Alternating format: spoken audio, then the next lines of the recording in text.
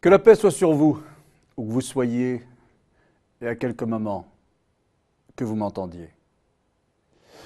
Alors, de plus en plus de questions affluent venant de vous.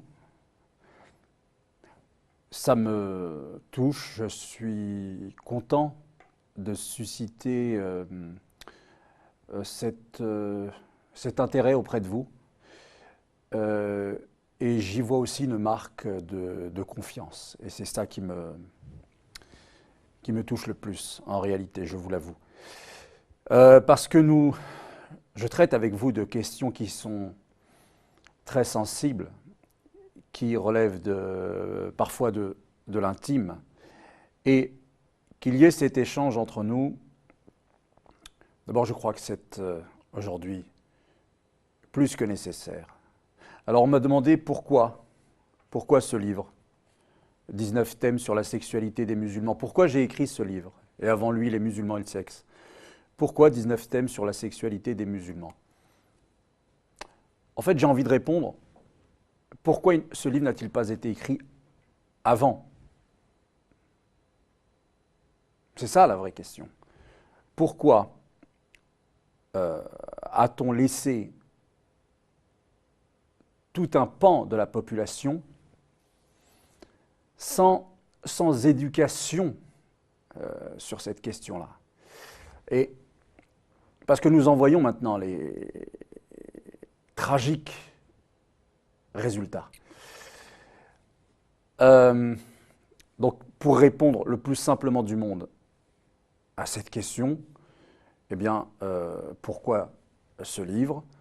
C'est parce que, justement, j'ai trouvé quelque chose donc, dans mon parcours qui m'a frappé, c'est que dans les mosquées, dans les khotbas du vendredi, par exemple, jamais, au grand jamais, cette question n'a été soulevée.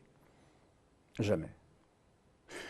Toutes les années où j'ai pu, et encore aujourd'hui, fréquenter nos mosquées. Donc, les mosquées n'en parlent pas. Les savants, ulama, très peu, mais encore eux, il faut leur poser la question. C'est pas de leur faute. Il faut leur poser aussi les bonnes questions. Donc je ne mets pas du tout en question le fait qu'ils n'en parlent pas, puisque eux, souvent, sont dans l'ordre de la question-réponse. Donc, mais le résultat reste malheureusement le même. On n'en parle pas dans les mosquées, on n'en parle pas dans les livres, on n'en parle pas dans les cours où les savants dispensent justement leur savoir. On n'en parle pas à l'école. Mais attendez, c'est pas moi qui l'ai inventé, c'est quand même quelque chose d'important. C'est quand même quelque chose de fondamental. Nous sommes tous, vous comme moi, le résultat d'abord d'une relation sexuelle. Le prophète Mohammed sallallahu alayhi wa sallam en parle très régulièrement. Le Coran en fait référence à de nombreux points. Qu'est-ce qui a permis que tout d'un coup, il y ait une chape de plomb qui fait que la question devienne si taboue qu'on n'en parle pas? Eh bien, c'est cela la réponse à la question « Pourquoi 19 thèmes sur la sexualité des musulmans ?»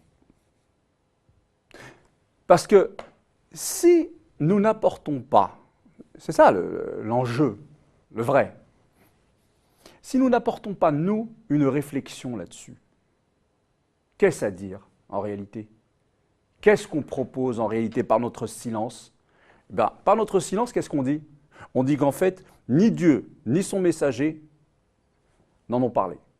Ce qui est en soi un crime de lèse-majesté. Laisser entendre que ni Dieu ni son prophète n'en ont parlé, c'est un crime. énorme que commettent ceux qui ne veulent pas en parler. Première chose. Deuxième chose, c'est aussi ce livre une réponse pour le monde dans lequel j'évolue, moi-même, vous et moi. Ce monde où constamment il en est question. Constamment ou presque. Mais en tout cas, cela a pris une ampleur jamais encore survenue dans l'histoire de l'humanité. Donc, il y a même, en fait, une urgence absolue. Parce que, comme je le dis dans la 4e de couverture, s'il vous plaît, ne laissons pas les pornographes faire l'éducation sexuelle de nos enfants. Ni ces pervers, ni ceux qui ignorent les libertés accordées par le Créateur de toutes choses, ne nous serviront à rien pour trouver l'harmonie et l'équilibre naturel. Vous voyez ? C'est-à-dire qu'on a deux extrêmes. On a les pervers d'un côté et on a les ignares de l'autre, et ni les uns ni les autres ne nous sont en rien une aide pour trouver l'équilibre naturel. Voilà. Et c'est et les uns et les autres qu'on entend le plus. C'est et les uns et les autres qui parlent, qui font, qui sont dans l'action pour que le plus grand nombre, finalement, reste influencé ou par les uns ou par les autres. Et bien finalement, il ne faut pas s'étonner des résultats actuels et de l'agressivité que l'on ressent même dans notre vie quotidienne, dans nos quartiers, dans nos rues, dans les entreprises, dans les écoles. Voilà. C'est donc finalement, en fait, ce livre est une réponse. Voilà ce que je peux dire pour vous expliquer pourquoi 19 thèmes sur la sexualité des musulmans. Arrive, Inch'Allah, mon prochain livre qui s'appelle, je vous donne le titre ici en exclusivité, La deuxième révolution sexuelle. Voilà. Qui consiste en fait à faire un bilan de la première, n'est-ce pas? Première révolution sexuelle qui a eu lieu donc en Occident fin des années 60, tout le courant des années 70. Il faut forcément à un moment donné en faire un bilan, voir ce qui a marché, ce qui n'a pas marché, qui en a profité, qui n'en a pas profité, comment, pour, me semble-t-il, moi, commencer à réfléchir à une deuxième révolution, laquelle, c'est mon souhait, considérera que ce qui est le plus important, c'est l'équilibre naturel. L'équilibre naturel. Non pas suivre ses passions, n'est-ce pas? Ce que contredit justement le Coran. Hein, attention à ne pas suivre vos passions. Mais encourageons l'équilibre naturel. Vous savez, même dans ces questions où l'on voit que je traite beaucoup, celle du célibat longue durée chez les musulmans, mais pas que, qui crée en réalité beaucoup de névroses, eh bien, ces névroses sont les meilleurs alliés de la société de consommation, puisque plus on est névrosé, plus ce manque, plus on va chercher à, entre guillemets, soigner, parce qu'on ne soigne rien du tout, on va chercher à soigner donc, nos névroses, les calmer en consommant davantage. Donc on comprend bien que la société de consommation y trouve largement son intérêt. Mais est-ce l'intérêt de l'humain de ne pas être équilibré naturellement Parce que jusque à quand repousser, repousser et repousser encore ce qui en réalité va de soi.